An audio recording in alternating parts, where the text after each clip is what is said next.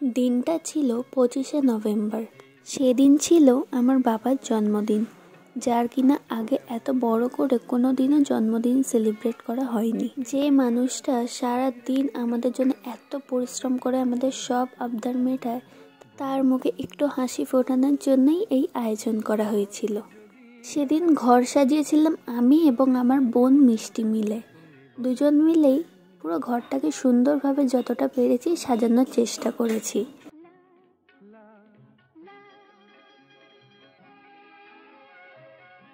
তারপর আমি আর মিষ্টি বেরিয়ে পড়লাম কেক আনার উদ্দেশ্যে।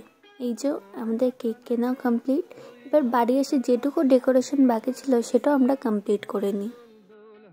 এই ছিল ঘর সাজানোর ফুল লুক। তোমরা জানিও কিন্তু কমেন্টসে পুরো লুকটা কীরকম লাগলো। এই যে ইনি হলেন আমার বাবা। এখন চলছে কেক কাটিংয়ের পর্ব।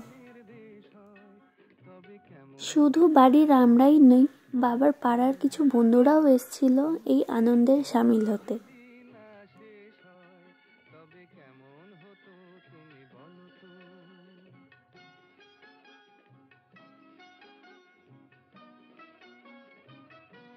এখন চলছে রাতের ডিনারের পর্ব।